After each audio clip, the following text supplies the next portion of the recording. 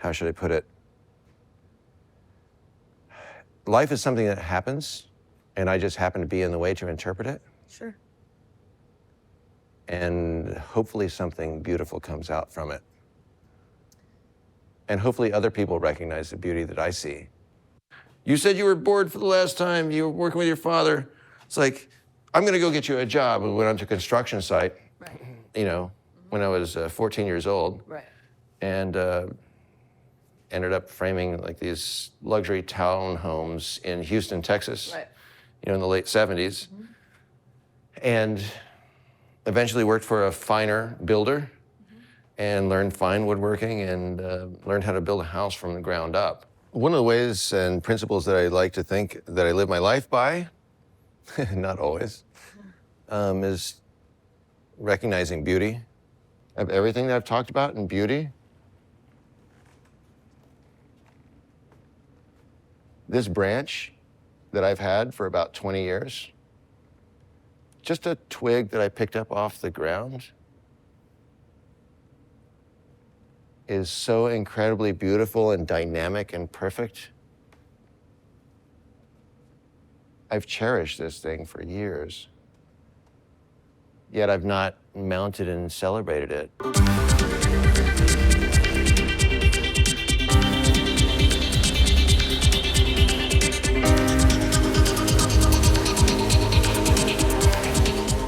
Hi, my name is Ralph Klishevich. On creativity, this is episode number 3 with my good friend, PHILLIIP Schalekamp. PHILLIIP, I'm glad to have you here because you were at the very beginning of my creative journey. As I was really re-emerging into this entire creative process, you were there. So you were kind of like the first episode in this whole process. I was getting into the filmmaking. You allowed me to use your studio, which was an incredible resource. And you've been a good friends ever since then. So can you just quickly introduce yourself? What is it you do, and why do I have you here on this, speaking about creativity? Hi, my name's, that's a lot, and thank you. Mm-hmm. My name is PHILLIIP Schalekamp. I'm 60 years old, proudly. 60 years young. No. I'll say that. And I've known Ralph for God knows how many years, and we've had a great creative journey together. I'm an artist, first and foremost. I like to think of myself as a musician, secondly, and they're all integrated. Which we will discuss. I love my children. My wife is great, also a very creative person. And I feel very fortunate to be where I am, and that my work in general is also very much a creative process, and it uses all of my, my experience and skills in order to pull it off. PHILLIIP, define what does it mean to be an artist? A loaded question. It's taking the talents that you were given, turning it into a skill, not letting anybody keep you down, but definitely the truly distinguishing aspect is being able to walk to the edge of the abyss and look down into it and balance and not fall in. So, define this abyss. Is that a personality of yours? Is that what the life is of an artist? Well, the abyss, for me, is exposing myself to whatever, to the universe, to everybody, and to the point where you can feel like you're actually seeing the fabric of the universe. And it's a big, open, scary place, which is actually a place of faith. And that's not faith in the sense that it's used oftentimes about people who are religious, and it's nothing against people who are religious. It's just faith is trust in the unknown, period. That's what faith is. And having faith that you can see and hear and feel the unknown, trust it, that it's okay, even if I end up not being okay for some reason. And what you do with it as a visual artist, as a dancer, as a writer, or whatever, is what truly distinguishes you between being an artist or not. Okay, let's define this concept of artist. Because when you say artist, do you mean visual artist? So what that means is painting, sculpting, the things that we see around the studio? Or is an artist a bigger general concept? Are there specific boundaries for being a painter, musician, and maybe a filmmaker? Or do you think there's a lot of overlap? You said a key word there, which is kind of overlap, or how they're integrated, or how they're related to each other. So I don't make the distinction with a hard line between being an artist, a musician, a dancer, a poet, a writer, etc. I think that they all kind of tap into the same well.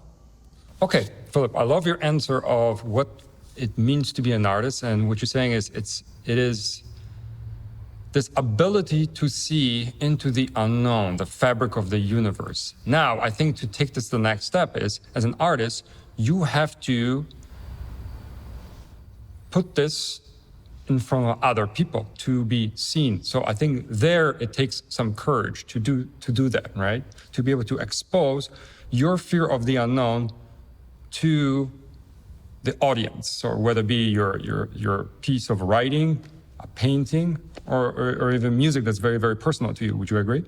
Yes. My job as an artist and a musician is to teach people who might be interested in seeing what I've done or hearing what I play or have written or whatever. It's to teach them what my version of the fabric of the universe is. And there has to be honesty in that, right? So you have to, that's why I think artists is it is so difficult, because Keyword. the keyword is the courage to be firm with what you're displaying to the world is your true expression of this abyss that you're seeing, that this fabric of universe, as you call it, and the faith that you have that this is an honest representation, and it cannot be adulterated in any way, right? So It's a difficult challenge, because now you have an audience, right? There's an audience. So let's say if you're writing Hopefully a novel, right? A novel. You have an audience. Well, hopefully you do, because without an audience, there's no point of being an artist, right? Then you're just kind of like a schizoid, because you just basically internalize everything. No, schizo can be great artists too, but there is the relationship with the others. In other words, as an artist, and this is a struggle that I have too. You know, I've been, as you know, playing with different media. I worked with film, I worked with music. Now I've been doing a lot of writing. And I want those things to be, not that I want to be, sure, it would be nice to be famous and rich, but that's not the ultimate goal. It is to be appreciated, perhaps, or as you would say, there's a recognition that my perspective of this, and I'm going to use your definition of what I see as this abyss, this fabric of the universe, it's my honest understanding of it, my honest expression through this media, whether it be a film, a novel, piece of writing, or a piece of music. And you want to get a recognition of it. You want others to recognize how genuine this expression is, right? So there's this pain sometimes as an artist. Yes, we want to be honest with our work. We want to be criticized, but we also want to be recognized that we are seeing, however you want to define it, the abyss, the fabric, or have faith in that. And you want others to have faith with you, right? In recognition of your work. Hmm. Sometimes music is easier because most oftentimes it's based on some kind of rhythm. And, you know, we're geared toward feeling and appreciating rhythm. And how we arrange those rhythms is the art form, you know, so that it appeals to people in a way that they don't necessarily have control over, other than they can play you or not play you. But once they play you, or once they hear you, or hear through a friend or something, or sometimes it takes somebody to inspire, say, you've got to listen to this person. I think you'd like them. And then when you feel it, it touches you in a really profound way. And so what you're saying is, what art is a very communal form. Now, when you, for example, if I'm writing a novel, it's a very isolated activity. But once, if it's out in the world, and for example, and I'll discuss the book with some others, I would get joy out of people recognizing the art in it, right? So that's the communal part. In terms of music, you're right. If you perform music in front of other people, there's this feedback loop where you're playing something and you recognizing they're enjoying it, and then there's this communal sort of loop that it's very present in real time. It doesn't come in as evident when you're writing, also when you're painting. Maybe at art show, you have people recognize what you have done, right? Yeah. That's the communal part. Yeah.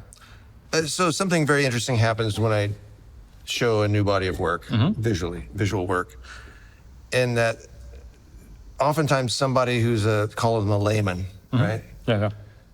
Will look at a piece of mine, mostly the abstract stuff, and they'll say, something about this is really interesting me, it's drawing me in. Can you explain it to me? And I'm not trying to be a smart aleck, but my first answer is always, actually, that's the best explanation I've got in front of you. However, I will talk them through, like, if you look at this part of the image and this part of the image, and then you see how they relate, and your brain reacts differently to these different parts. And then they start to meld together, and then you start seeing this depth, and then it starts becoming this three-dimensional thing, and it starts rolling, and so that's when visual art starts becoming more dynamic and changing, especially as you see that relationship change. So yeah, we always have a relationship with others. And I think I want to say this, that being an artist is your unique way. You have to connect with others. That's why I say I don't think artists necessarily thrive to be famous and recognition, although there is the part of the ego part, obviously, but we want to connect. We want to connect through our work and show what we have perceived, or maybe we found a piece of beauty in some kind of a scene that potentially, maybe I wrote a scene that I think it's just the interaction between the characters is beautiful, and I want others to recognize. That's my way of connecting. As you just said, and a layman comes and looks at your painting, and the fact that they're interested, there's a connection there. You're connecting with that person. Yeah. That's at the bottom of all intent of all art, is to connect with others. It is in one way, but it's also very self-serving. It's a constant battle of, and I think you agree, of self-doubt. As you feel like a piece is good enough or finished enough, because it's never finished. It's never finished. You just have to stop working on it. It's never finished. You have to stop at some point. Yes. And then you put it out there in the world, and you get, hopefully, mostly positive affirmation that it's interesting and it's okay. At least it's okay. Hopefully it's very interesting, or maybe it's mind-blowing. Who knows? But it's kind of that internal battle, and that's the vulnerable part. That's where you're most vulnerable, is you put it out there to say, okay, this is what I've got. This is the best I can do right now. It's not finished, but here it is. I'm going to touch upon something that you discussed, which is the abyss. Because the abyss is the vulnerability. It's what you see in the world. It's the unknown, is what other people refer to as God. Sure. I'm not a religious person myself. Neither you are. But you're right. There's something unknown. We don't know what exists beyond my life, what existed before I was even born. So there's this certain unknown of which I'm fearful. But beyond even not going that abstract, I'm talking about our personalities. Our personalities are our lenses through which we see our world, right?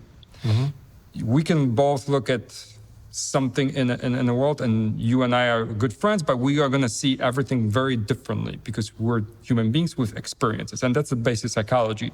Our experience shaped our cognition, and that cognition influences what you see, what you hear, and how you put all that together. So we've been talking about this concept of abyss, and we can look at it in different ways. As you mentioned, this is the fabric of the universe in which we look into. Metaphorically, it could be God. It could be also from a psychological perspective, the unconscious, the things that are buried in unconscious, our perspective of the world with a beautiful collective unconscious from Jung, the way Carl Jung described it. It could also be, and it's everything that is beautiful, painful, and things that provoke your anxiety, right? Those are all things mixed together. And these are things that most of us, practically through our daily life, we protect against. But the artists take the courage and they are able to put that in front of others. This is how I observe the world. This is the beauty, the pain, the painfulness, all of it. Here's my perspective, and I have the courage to show it, right? Here's my interpretation. Where a lot of people are afraid to sort of show that part of what they potentially see, or even have access to that part of the perspective, right? To the abyss, let's metaphorically speaking of that. Would you agree with that, right? Absolutely. Okay, Philip, so we spend a lot of time talking about what it means to be an artist and the deep layers which are vulnerable, which makes art so engaging and beautiful. But let's now focus a little bit about creativity. What does that mean? What does the process of being creative mean to you? For me personally, if I don't engage in that process on a regular basis, then I don't feel like I'm myself. Mm-hmm. And therefore I have to regularly figure out ways to make art, make music, and so forth. Again, fortunately, with my work, it takes a lot of creative energy. Mm-hmm. So I'm constantly putting things together and taking things apart and analyzing things and trying to figure out how to make that process more efficient, so on and so forth. So can I nail down exactly what the creative process is or what it means to me, other than it's this kind of mysterious thing that I feel like I can't grasp, and sometimes I dream about, that it's like if I don't do it, I feel like I'm gonna die. Well, that is what we discussed earlier, is being an artist. So you know you're an artist. So you are being almost, if you decide you are an artist, then whether you like it or not, you're gonna be pushed into the creative process. Would you agree? Yes.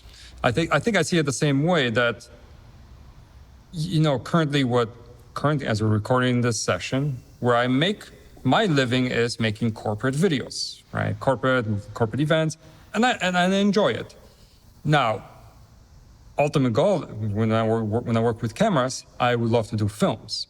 But at the meantime, I am also using some of my creative processes. I'm framing people working at the office, and then figure out how to always bringing that creative perspective, even if I'm doing something that for others could be perceived as boring. Or a bunch of people sitting in the office, what can you do? Well, there's always different angles. You can have them do things. They're human beings. They can interact, and then you realize that they're doing something interesting that you didn't think of, and then you find a different angle.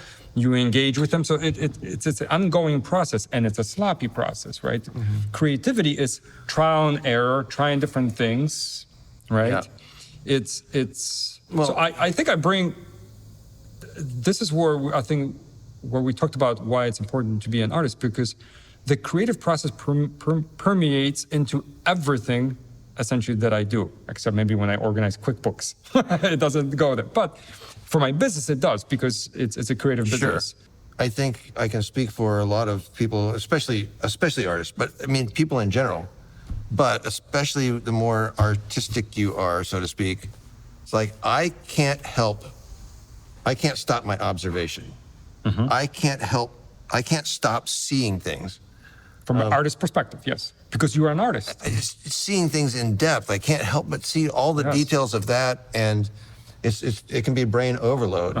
And so you have to do something with it. You have to do something with it. I understand completely. Like, I can go down in the alley and somebody might see, smells like rats and garbage. But I'm saying, I can see a scene over here, somebody escaping an underground and from a novel, like, I already see a scene. Rock. I'll see a little rock, and it's like, wow, that's a really cool rock. You know what I mean? That's on the ground. And most people would just Where kick did it come from, or just ignore it. Right. So we have almost like a two-way definition of this creative process, as what we have discussed right now, is that first, there's an acute observation of the world. In your case, a little rock on the ground. In my case, a smelly alley, where most people would just ignore both of these, right? And then there's this tension. Tell me if this is not true. If you see this little rock, and in my case, if I see this alley, I want to film a scene over here. So the next step is like, I got to figure out whether I do a music video, maybe I do a short film, maybe that's going to be part of a novel that I'm going to write. I have to do something with this alley. So there's that do process, right? I have to do something. And there's a tension. And it's not always, and I think people don't realize what inspiration is. They think it's just a pleasant feeling. I see flower and I'm inspired and motivated. No, it's actually a painful sometimes feeling. Because to expose everything, for better or for worse, good and bad, both. Yeah. It's like being a really good comedian, you recognize how fucked up humans are. Yes. Humans are terrible people, but we're also extremely beautiful.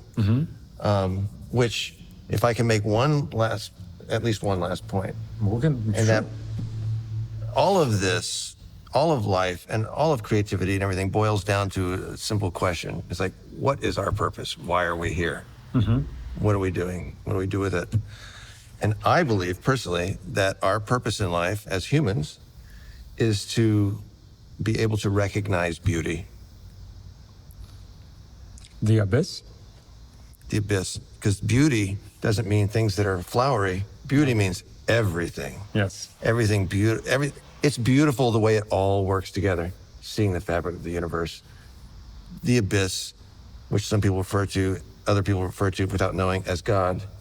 But that's basically it. It's the entire fabric, seeing it, and then the creative process for me is not only figuring out what to do with it, but figuring out how to kind of contain it enough and then let some of it out and then try not to just completely just stumble over yourself while you're in the process of doing so. What you're saying is that if you've accepted that you're an artist, then you are going to acutely observe the world, whether you like it or not.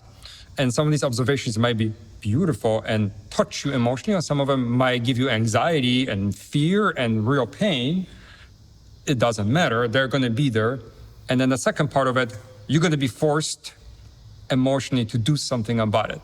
You might repress it and not do anything about it, but if you've chosen to be an artist, creativity is just gonna sneak up on you. It's almost like a personality on its own within you, It's right? either live or die at that point. Creative, yes, creative, you have to accept it. I love it. What's your perspective on technology, whether you like it or not? I mean, you, as you said, your primary thing is a visual artist, painting, sculpting, correct? And you see technology evolving. I mean, we've seen, for example, artificial intelligence. And what's your perspective on that when you see that any imagery can be sort of reproduced now with prompts and Sure. so on? I can start by saying two things. As a visual artist, I love paper, and I love graphite, and I love charcoal. Those are my basics. And then Favorite media. paint. As a musician, I prefer playing the acoustic guitar, and I prefer a real piano. But all the things you can do with, like an electronic piano are just amazing, and synthesizers and all that stuff, and how you can influence music, etc. And then I have respect for people who can actually grasp technology and do something as an artist with it.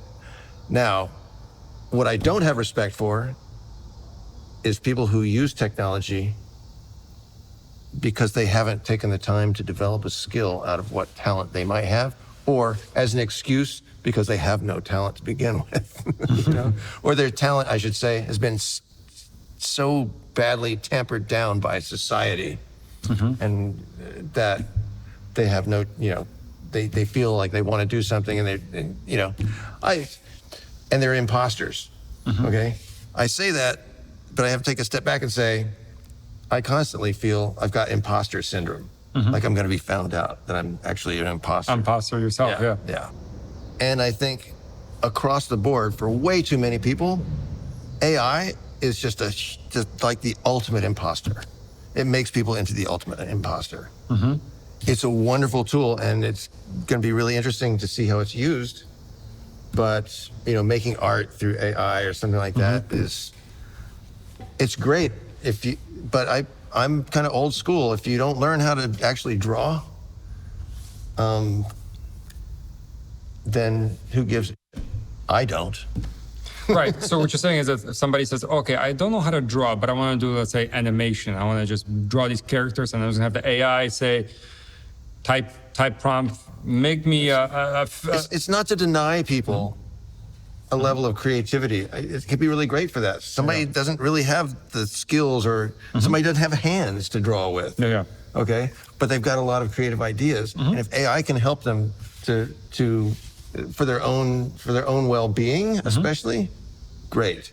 If they come up with something that's truly mind-blowing by using that tool because they don't have other abilities, great. No. So what you're saying is, I think a lot of the, and I agree. I would say this: there's going to be, and I spoke about this with another guest, that with AI tools coming out, especially in imagery generation, what you're going to see is a lot of AI slop. And it's going to have its moment on Instagram, I guess, right? Or TikTok and so on. But eventually, I think people are going to recognize, and we're going to be overwhelmed. Just like in film industry, when we were first introduced to first VFX in Jurassic Park, 5, 6, 7 years later, you can't impress anybody with any VFX anymore. It's like, oh, okay, another guy flying through a building, through glass, or I still see it. I mean, I still see it. I'm still impressed. Interesting, but it does not. But if there's no story behind there's it, no story exactly. So if it's vacuous, that's the problem. Vacuous, yes. So when we talk about art follows life or imitates life. Imitates or emulates, yeah. Emulates. Okay. So let's say art emulates life. Why isn't that? Everyone is living. Everyone has a life. Why isn't everybody an artist? Okay. Great segue. I'm not the first person to say it, but everybody is creative from the start. And then something happens. Other people who have other motives for whatever reason, intentionally or not, have a tendency to dampen everybody's creativity down. But when it comes to art class, especially from toddlers to through grammar school, you can't. You're told. Most people are told, unfortunately. Oh no, that's not how you draw a sun. Or you need to draw a sun. So you do that you do that quarter circle in the corner, and then you make these rays that come out from it. And it's like, well, actually, look at the sun, or don't look at the sun. We're taught not to look at the sun. From sideways, yeah. And draw what you actually see. I had the great pleasure, and I was fortunate when Johan and Lola were 5, 6 years old. I'd have their friends over for a pizza party, and set up, real, nice pieces of paper in my studio and give them real charcoal, and let them be kids and go crazy, but then also help them to not be afraid of the dark and make it completely black, and then, strike that out, whatever. But the rules that I laid out for them were the opposite of what they learned in school. So my rules were, no mommies, no daddies, no houses, no trees, no suns in the corners, no tracing your hand, and no hearts, because hearts look like upside down butts. You and I are artists, which means that we are enslaved to the creative process, whether we like it or not, right? We're going to observe the world, and we're going to be forced to do something about it. A lot of people want to be just a little bit more creative in their life. What advice would you have for somebody that wants to just maybe nourish their creativity? comes down to honesty. Love it. Being as honest with yourself as possible, being willing to look at your connection to the abyss, if you will, and see all of it, all the good, all the bad, everything. It's all intertwined. It's part of that interwovenness. It's risky. It's risky because you can fall into the abyss, as we spoke about. But being more creative will help you to maintain your balance on the edge of that abyss, being able to look in, being able to look inward and to see all of those different interconnections and recognize the entire thing as something beautiful. I love it. That's a great answer. You mentioned, I think, being a family. A lot of people, most people have a family, right? There is creativity there. Would you agree? Yeah, it is the ultimate form of creativity. Oh, is it? To have children, for example, in my opinion, anyway. And again, honesty with all of the people that you're related to in your family. But you have to start with yourself. But also, part of that is self-actualization. Truly being honest with yourself, truly coming into being, and which will allow you to be a more reliable, a truly reliable person with integrity to yourself and integrity to your family. So I see where you're going with this. That's the basis of it. Right. So creativity cannot be thought of as a little toy that you bring into your life. It has to be woven more into the integrity of the kind of human being that you are. Absolutely. You have to be willing to explore even the darkest depths and turn that into something constructive, which is, in a sense, the definition of creativity. I think on that we can end. That's Sure. a perfect ending.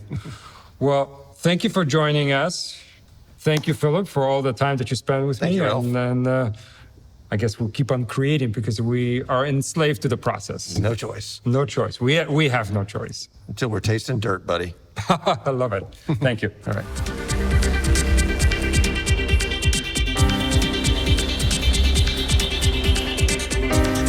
All kinds of things. I went through, rehab. I've done all kinds of things. And when the day that I realized that I had reached that nirvana point of being okay, and it's like, nirvana is this thing. It's like, no, it's this really simple thing of learning how to be okay. And the day I learned how to be okay was when I was washing my foot in the shower. And I had myself like this. Oh, yeah, I know, I'm getting kind of old. And I just decided to kiss my knee. I kissed my own knee. As an act of self-care, as an act of self-love? No, I just saw my knee and I decided to kiss it. But it did something to me and I was like, okay, I get it. Well, hasn't that I'm been actually happening okay. first?